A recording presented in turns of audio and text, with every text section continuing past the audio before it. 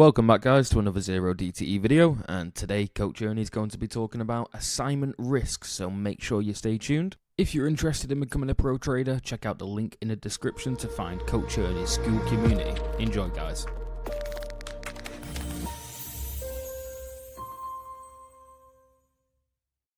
Hey, Ernie, when you go in a butterfly on a stock, you have those two shorts there, right? And so my question is, there is such a thing as assignment risk, right? Because you're not in the SPX or the European style options, you're in the American style. Can you give some advice on that, like in using the flies, how I've seen you use it on Tesla? Yeah. So And what the most happens basic with the advice, assignment process and margin requirements, and how do you handle that typically? you have to decide how close to the fire do you want to play, right? And what the risk of being assigned, say, 100 shares of Tesla are to your account. The worst that's going to happen, and what usually happens, is that the broker will take care of it for you and send you a warning and say, hey, you're locked out. And then you have to go back there and say, oh, sorry, I forgot about it, or blah, blah, blah, blah, whatever. And then they unlock it. The worst thing that will happen is they'll say, Brian, you've been a bad boy and we don't like how bad you are. You're causing us a lot of existential risk, so we're going to just shut you down and until you pay up and up your account size to meet the margin requirement. So that's the worst case scenario. If you have enough money and you don't mind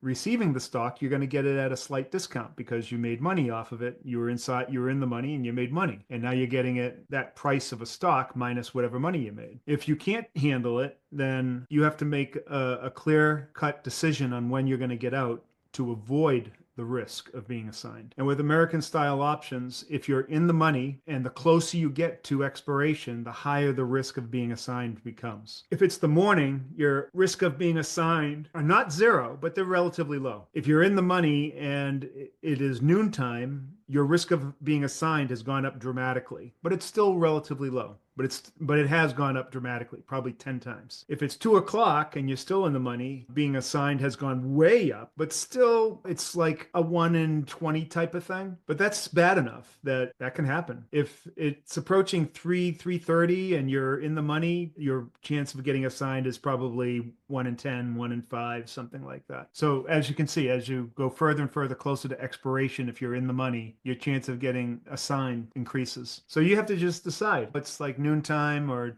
1 o'clock. I've made some money. I'm just going to get out and eliminate the chance of getting assigned. Unless you have enough money, right? If you have enough money, stay in. Even after the market closes, there's no guarantee that you will get assigned. What happens to your maximum loss, though? Because normally when you go on a fly, whatever you pay for the fly is your maximum loss. But if one or more of your shorts... This is completely unrelated to your maximum loss. How does that affect the maximum loss, the assignment? It doesn't. It has nothing to do with it. If you were in the money and you expired, you made money on the fly, period. The fly's over. Now you have a totally separate issue of being assigned stock. That's completely a separate issue. Has nothing to do with the butterfly. Now, once you get assigned, I'll say it again. They are two separate things. The reason why you're getting assigned is that someone exercised the option. They closed it. It doesn't exist anymore. It doesn't matter what your debit was. You already made money off of that option because you were in the money. You made it. It paid off for you. It paid off, plus you're going to get assigned stock at a cheaper price than what you would have normally paid, minus the profit that you made. So what do you do when you get assigned and it's before the expiration? You go to the broker and the stock. You just buy the close.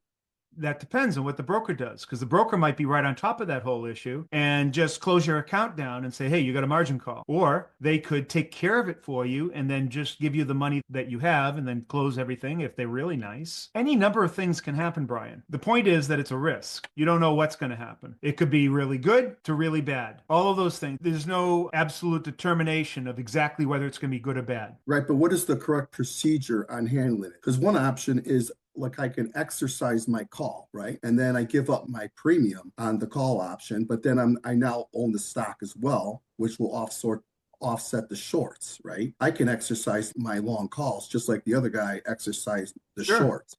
Yeah, you could, but why would you do that? What is the best way to get out of the situation? Just get out of the trade. Oh, just get out. Period. Yeah, just get out. Don't fart around. Why do you want to fart around when you don't know what the result's going to be? You could go exercise your calls and all of a sudden you put yourself into 2 short positions and now you have incredible risk because you have an undefined risk position now on. Why would you do that? That's crazy. The easy thing is just to get out of the friggin' call and take your profit and say, I'm happy. That is the easiest, most sensible thing to do.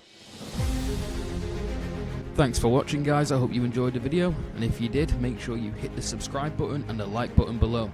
If you're interested in becoming a pro trader, remember to check out the link in the description for Ernie's Skool Community.